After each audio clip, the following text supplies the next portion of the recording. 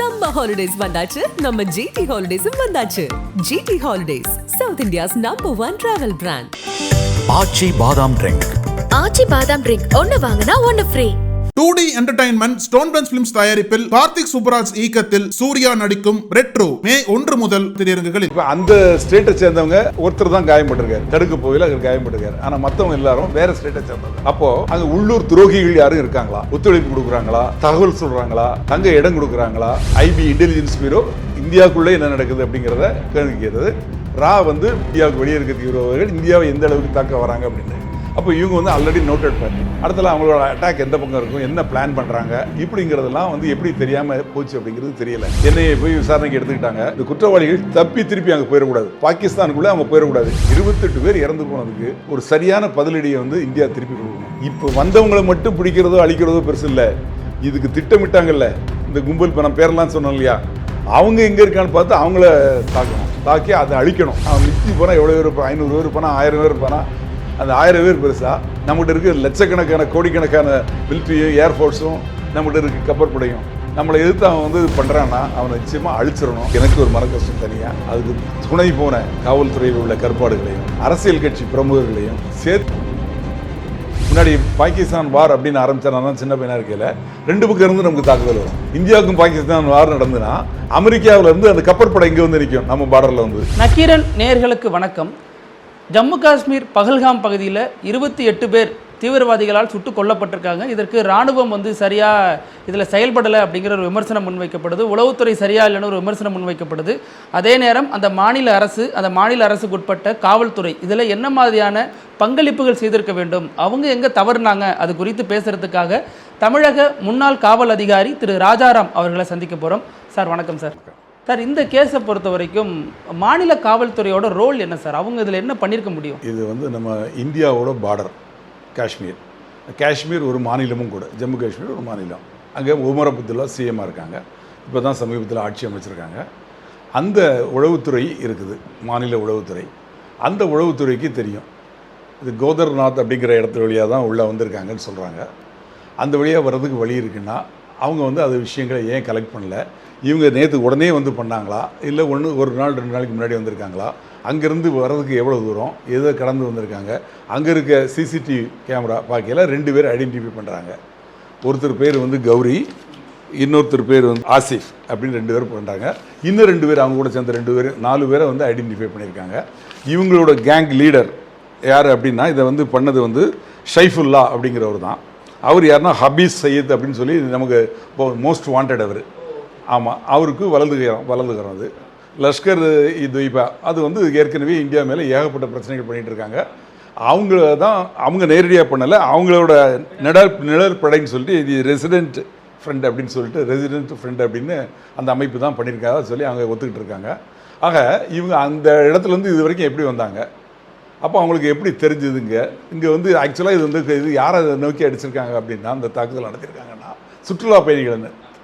ஏன்னா இப்போ அந்த ஸ்டேட்டை சேர்ந்தவங்க ஒருத்தர் தான் காயப்பட்டிருக்காரு, ஒரே ஒருத்தர் இந்த குதிரை எடுத்துகிட்டு போகிறவர் தான் தடுக்க போகல அவர் காயப்பட்டிருக்காரு. ஆனால் மற்றவங்க எல்லாரும் வேறு ஸ்டேட்டை சேர்ந்தவங்க. அப்போது அங்கே உள்ளூர் துரோகிகள் யாரும் இருக்காங்களா, உள்ளூர் துரோகிகள் இவங்களுக்கு வழிகாட்டுறாங்களா, உதவி பண்ணுறாங்களா, ஒத்துழைப்பு கொடுக்குறாங்களா, தகவல் சொல்கிறாங்களா, தங்க இடம் கொடுக்குறாங்களா, அந்த மாதிரி விஷயங்களையும் விசாரிக்கணும். மிலிட்ரி இன்டெலிஜென்ஸ்னு ஒன்று இருக்குது. அந்த மிலிட்ரி இன்டெலிஜென்ஸ் அவங்கள எந்தெந்த பக்கம்லாம் ப்ராபப்ளி அவங்க வர்றதுக்கு வாய்ப்பு இருக்குது அப்படிங்கிறத அவங்க முன்னாடியே இவ்வளோ வரைஞ்சி சொல்லணும். அது என்னாச்சு அப்படிங்கிறதையும் பார்க்கணும். அதே மாதிரி RAW research and analysis wing அப்படின்னு சொல்லுவாங்க. இவங்க வெளிநாட்டு பயங்கரவாதம் எங்கெல்லாம் வளருது, அது இந்தியாவை நோக்கி எப்படி நகருது அப்படிங்கிறது தான் இவங்களோட வேலை. ஐபி இன்டெலிஜென்ஸ் பியூரோ இந்தியாவுக்குள்ளே என்ன நடக்குது அப்படிங்கிறத கேள்விக்கிறது. ரா வெளியே இருக்கக்கூடிய தீவிரவாதிகள், இந்தியாவுக்கு வெளியே இருக்க தீவிரவாதிகள் இந்தியாவை எந்த அளவுக்கு தாக்க வராங்க அப்படின்னு. அப்போ இவங்க ஆல்ரெடி நோட்டட் பார்ட்டி. இந்த நோட்டட் இயக்கம் என்ன பண்ணுவாங்க, என்ன பண்ணிக்கிட்டு இருக்காங்க, அடுத்தல அவங்களோட அட்டாக் எந்த பக்கம் இருக்கும், என்ன பிளான் பண்ணுறாங்க இப்படிங்கிறதெல்லாம் எப்படி தெரியாமல் போச்சு அப்படிங்கிறது தெரியல. மாநில காவல்துறையிலேருந்து ரா வரைக்கும் செயலிழந்துடுது இந்த விஷயத்தில் அப்படின்னு தான் பலரும் குற்றச்சாட்டு. ஆமாம், அதை விசாரிக்கணும். இப்போ தான் அட்டாக் நடந்திருக்கு, அவ்வளோதான். இப்போ நமக்கு இந்த அட்டாக் நடந்ததுக்கு இதெல்லாம் காரணமாக இருக்கலாம், இந்த இதில் லூப் ஹோல் இருக்கலாம் அப்படின்னு நீங்கள் கேட்குறீங்க. இருக்கிறதுக்கு வாய்ப்பு உண்டு. ஆனாலும் விசாரித்து முடித்தாதான் உண்மை என்னங்க தெரிய வரும். இல்லை எல்லைக்குள்ள எப்படி ஊடுருவி இருக்காங்க அப்படிங்கிறது இன்னொரு கேள்வியாக இருக்குது. ஆமாம், அதான் எல்லையில் வந்து இந்த கேதார்நாத் சொல்கிறாங்களா, அந்த கோதார்நாத்துங்கிற அந்த வழியாக தான் உள்ளே வந்திருக்காங்க. ஏன் அந்த இடத்துல வந்து நம்ம படைகள் இல்லை? அப்புறம் இந்த இடம் இப்போ இதை வந்து மினி சுவிட்சர்லாந்து அப்படின்னு சொல்லுவாங்க. அந்த மாதிரி இங்கே வந்து படகு சவாரி ரொம்ப ஃபேமஸ்ஸு. அதாவது கல்யாணமானவங்க வந்து ஹனிமூனுக்கு வரக்கூடிய இடம். இப்போ நேற்றே 40 பேர் அங்கே இருந்திருக்காங்க. அந்த இடத்துல இவ்வளோ பேர் இருக்காங்கன்னா அந்த பாதுகாப்பு படைகள் அங்கே இல்லையா? லோக்கல் போலீஸ் கட்டாயம் இருக்கணும். அது போக மிலிட்ரியும் இருக்கணும். ஏன் அவங்க இல்லையா? இருந்தாங்களா இல்லையா? ஏன் இல்லை? அதுக்கு என்ன காரணம்? இதெல்லாம் வந்து இப்போ விசாரணையில் தெரிய வரும். என்ஐஏ போய் விசாரணைக்கு எடுத்துக்கிட்டாங்கன்னா அவங்க வந்து குற்றவாளிகள், இதில் என்னென்னா இந்த குற்றவாளிகள் தப்பி திருப்பி அங்கே போயிடக்கூடாது, பாகிஸ்தானுக்குள்ளே அவங்க போயிடக்கூடாது. ஏன்னா பாகிஸ்தான் உளவுத்துறை இருக்குது இல்லையா, ஐஎஸ்ன்னு சொல்லுவாங்க, அவங்க வந்து தான் இதுக்கு ஃபுல்லாக பேக் ஃபோன், இந்த ஐடியாலாம் கொடுத்து எல்லாம் திட்டம் போட்டு கொடுத்தது அவங்க தான். இப்போது அவங்களும் வந்து போய் அட்டாக் பண்ணிவிட்டு எப்படி திரும்பி வரணும்னு பண்ணியிருப்பாங்க, இந்த இயக்கமும் பண்ணியிருப்பாங்க. இதில் என்னென்னா அவங்க போகிறதுக்கு முன்னாடி போய் அவங்கள தடுத்து மடக்கி அவங்கள பிடிக்கணும், இல்லைன்னா சுட்டு தேடணும். ஏன்னா இந்த 26 பேர் 28 பேர் இறந்து போயிருக்காங்க. 28 பேர் இறந்து போனதுக்கு ஒரு சரியான பதிலடியை வந்து இந்தியா திருப்பி கொடுக்கணும். இந்த பயங்கரவாதம், தீவிரவாதம், அந்த மாதிரி அமைப்புகள் வந்து இந்தியா மேலே இனிமேல் நம்ம வந்து போர் தொடுக்கக்கூடாது, இந்தியாவை கை வச்சா நம்ம மொத்தமாக கூடாரமே காலி ஆயிரும் அப்படின்னு சொல்லிட்டு அந்த பயம் இருக்கணும். அதுக்கு வந்து அரசு வந்து திட்டம் போட்டுட்ருக்காங்க. இப்போ வந்தவங்களை மட்டும் பிடிக்கிறதோ அழிக்கிறதோ பெருசு இல்லை, இதுக்கு திட்டமிட்டாங்கல்ல இந்த கும்பல். இப்போ நான் பேரெல்லாம் சொன்னோம் இல்லையா, அவங்க எங்கே இருக்கான்னு பார்த்து அவங்கள தாக்கி அதை அழிக்கணும். அந்த இயக்கம் மொத்தமாக அழிக்கப்படணும். அப்படின்னா தான் சரியாக வரும். சர்ஜிக்கல் ஸ்ட்ரைக் அப்படின்னு சொல்லுவாங்க. இந்த சர்ஜிக்கல் ஸ்ட்ரைக் அப்படின்னா எதிர்பாரா விதமாக ராத்திரியோட ராத்திரியா நினச்சி கூட பார்க்க முடியாத நேரத்தில், கண்ணியமைக்கு நேரத்தில் உள்ளே புகுந்து எங்கே எதிரி நாட்டுக்குள்ளே புகுந்து இந்த அமைப்பு எங்கே இருக்காங்க, எங்கே கூடாரம் போட்டிருக்காங்க, எங்கே கேம்ப் போட்டு தங்கியிருக்காங்க, அதில் உள்ள முக்கியமான ஆள் எங்கே தங்கியிருக்காங்க அப்படிங்கிறதெல்லாம் முதல்ல எடுத்துக்கிட்டு கண்ணியமைக்கு நேரத்தில் போட்டு அடிச்சுட்டு வந்துடுவாங்க. அடித்து மொத்தத்தையும் இங்கே காலி பண்ணிட்டு வந்துடுவாங்க. இந்த சர்ஜிக்கல் ஸ்ட்ரைக் அந்த மாதிரி பண்ணுவாங்க அப்படின்னு நினைக்கிறேன். இப்போ யார் யார் எங்கே இருக்கிறாங்க என்னங்கிறதெல்லாம் எடுத்துகிட்டு இருப்பாங்க. இவங்க தப்பி அந்த பக்கம் போகிறதுக்கு முன்னாடி இவங்களை பிடிக்க பார்ப்பாங்க. பிடிக்க முடியல அப்படின்னா அவங்கள வந்து என்கவுண்டர் பண்ணக்கூடிய சூழ்நிலைகள் இருக்குது. ஆனால் இது வந்து இந்தியாவின் மேலே தாக்குதல். அதாவது ஒரு விஷயத்தை நம்ம பார்க்கணும். அந்த காஷ்மீரை சேர்ந்த ஒருத்தரை தவிர மற்ற யாரும் தாக்கப்படவில்லை. கேட்டு தாக்கியிருக்கா, நீ யார், எந்த ஊர், என்னென்னு கேட்டு, எந்த மதம்லாம் கேட்டு தாக்கியிருக்கா சொல்லி பேப்பரில் வந்திருக்கு. அப்போது இவங்க திட்டமிட்டு பக்காவாக பிளான் பண்ணி பண்ணுறாங்க. அப்படி இருக்கவங்களை வந்து நம்ம திட்டமிட்டு ஒரு நாடு 130 கோடி ஜனத்தொகை உள்ள ஒரு நாடு, அந்த நாட்டை எதிர்த்து அவன் போராடுறான்னா அவன் மிஞ்சி போனால் எவ்வளோ பேர் இருப்பான்? 500 பேர் இருப்பானா, 1000 பேர் இருப்பானா? அந்த 1000 பேர் பெருசாக நம்மகிட்ட இருக்க லட்சக்கணக்கான கோடிக்கணக்கான மிலிட்ரியும் ஏர்ஃபோர்ஸும் நம்மகிட்ட இருக்குது, கப்பற்படையும். நம்மளை எதிர்த்து அவன் வந்து பண்ணுறான்னா அவனை நிச்சயமாக அழிச்சிடணும். இதை அழிக்கிறதுக்கு ஒரு சரியான சந்தர்ப்பம். இந்த சம்பவம் நடந்தது ஒரு கொடூரமான விஷயம். இதுக்கு மேலே ஒரு சம்பவம் நடக்கக்கூடாதுன்னா இப்போ இவங்க மேலே நம்ம எடுக்கக்கூடிய நடவடிக்கை, இவங்களை ஒழிச்சுக்கிட்டதை வச்சு தான் அடுத்தால இன்னொருத்தர் வந்து இதை மாதிரி செய்யறதுக்கு பயப்படுவாங்க. ஒரு பதற்றம் நிறைந்த பகுதி ஜம்மு காஷ்மீர். இப்போ சமீபத்தில் சரியாயிடுச்சு அப்படின்னு சொல்லிட்டு சுற்றுலா பயணிகள்லாம் போக ஆரம்பித்தாங்க. ஆனாலும் அந்த பகுதியை பொறுத்த வரைக்கும் இராணுவம், மாநில போலீஸ் இவங்க எப்படி சார் அதிகாரத்தை பிரிச்சுப்பாங்க, அல்லது எந்த லிமிட்டில் அவங்க எப்படி எதுக்குள்ளே வரணுங்கிறது புரிதல் அவங்களுக்குள்ள எப்படி இருக்கும்? ஒரு மாநில இதுக்குள்ளே இராணுவம் போகிறது அப்படின்னா அந்த மாநில அரசு உத்தரவு இல்லாமல் போக முடியாது, அவங்களோட உதவியோ உத்தரவோ இல்லாமல் போக முடியாது. ஆனால் இப்போ இது பார்டராக இருக்கிறதுனால காவல்துறைக்கு சில பவர்ஸ் இருக்கும். இப்போ அது வந்து காஷ்மீர் வந்து இன்னும் கம்ப்ளீட்டாக மாநிலமாக இது பண்ணலை, அவங்களுக்கு இது அந்தஸ்து கொடுக்கல. அதனால் அவங்க வந்து ஒரு யூனியன் பிரதேசம் கணக்கில் தான் அவங்க இருக்காங்க. அப்படி இருக்கிறப்போ மிலிட்ரிக்கு வந்து யாருனாலும் பிடிக்கலாம், போய் விசாரிக்கலாம் அப்படிங்கிற அளவுக்கு பவர்ஸ் உண்டு, மிலிட்ரிக்கு அந்த ஒரு அதிகாரம் உண்டு. ஆனால் இந்த இடத்துல 40 பயணிகள் வந்திருக்காங்க அப்படின்னா அந்த இடத்துல லோக்கல் போலீஸுக்கு ஏன் போடப்படலை? லோக்கல் போலீஸ்லேயும் ஆம்பளை போலீஸ் இருக்காங்கல்ல. இத்தனைக்கும் அது டூரிஸ்ட் பிளேஸாக தான் இருந்திருக்காது. டூரிஸ்ட் பிளேஸ் நம்பர் 1, அதான் சுவிட்சர்லாந்து சொல்கிறேன், மினி சுவிட்சர்லாந்துன்னு சொல்லுவாங்க. அதை கொஞ்சம் பாதுகாப்பு கூட இல்லை. ஒரு 4 இதே விழினி எம்ஜிஆர் படம் ஒன்று வந்தது, அதில் 2 பாட்டு வரும், ஆனந்தம் இன்று ஆரம்பம் அப்படின்னு இன்னொரு பாட்டு ஒன்று. 2 பாட்டுமே அந்த ஏரியாவில் தான் எடுத்ததாக சொல்லுவாங்க அந்த காலத்தில் 1972-73. அந்த மாதிரி அந்த இடம் வந்து ஏற்கனவே அதில் இன்னொரு பாட்டு கூட வரும், காஷ்மீர் பியூட்டிஃபுல் காஷ்மீர்னு. அந்த மாதிரி ஒரு பியூட்டிஃபுல்லான பிளேஸு. அந்த பைன் மர காடுகள், அந்த பள்ளத்தாக்கு எல்லாம் ரம்மியமாக இருக்கும்.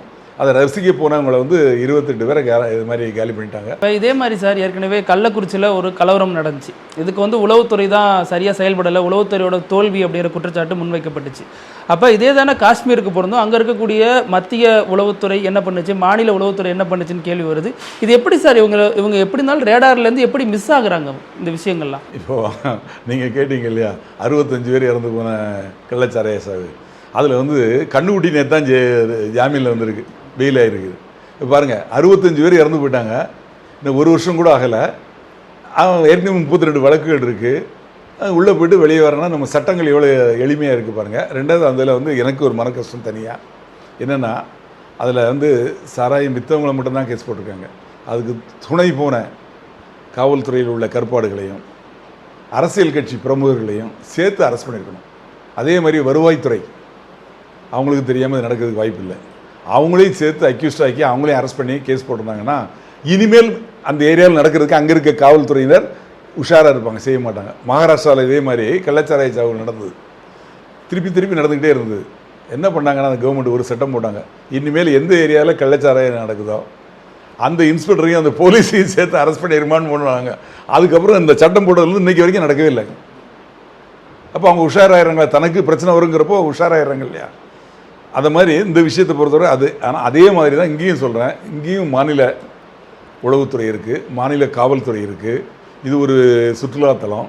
இங்கே வந்து பயணிகள் வராங்க, வருமானம் யாருக்கு? மாநில அரசுக்கு தான். அப்படி இருக்கிறப்போ அவங்களுக்கு பாதுகாப்பு கொடுக்கக்கூடிய கடமையாக இருக்குது, அவங்களுக்கு தான் இருக்குது. ஆனால் அதிகாரம் குறைவாக இருக்குது, என்ன பண்ண முடியும்? எது இருந்தாலும் கூட ஸ்ட்ரென்த்து கேட்டு வாங்கி போடலாம்ல. இல்லை மிலிட்ரி கொடுத்தா அவங்க வந்து பார்த்துக்குறாங்க. அவங்க வந்து நீங்கள் வந்து இந்த ஏரியா கவர் பண்ணிக்கிங்க, இந்த இடத்துல சுற்றுலா பயணிகள்லாம் வராங்க, எங்ககிட்ட ஸ்ட்ரென்த் இல்லை அப்படின்னு ரிக்வஸ்ட் கொடுத்தா ஆட்டோமேட்டிக்காக அவங்க வந்து அந்த ஏரியா கவர் பண்ணி பார்த்துக்க போகிறாங்க. இதில் என்னென்னா, அவங்க உள்ளே வந்ததே வந்து எப்படி வந்தாங்க, அது ஒரு பிரச்சனை இருக்குது. ஏன்னா மிலிட்ரி தான் இருக்குது, பிஎஸ்எஃப் இருக்குது. இதையும் தாண்டி எப்படி அந்த வழியாக வந்தாங்க, எந்த வழியாக வந்தாங்க, எப்படி வந்தாங்க, அப்போ எங்கே லூப் ஹோல் இருக்குது அதை பார்க்கணும். அதை வந்து நிச்சயம் பார்த்து நடவடிக்கை எடுக்கணும்.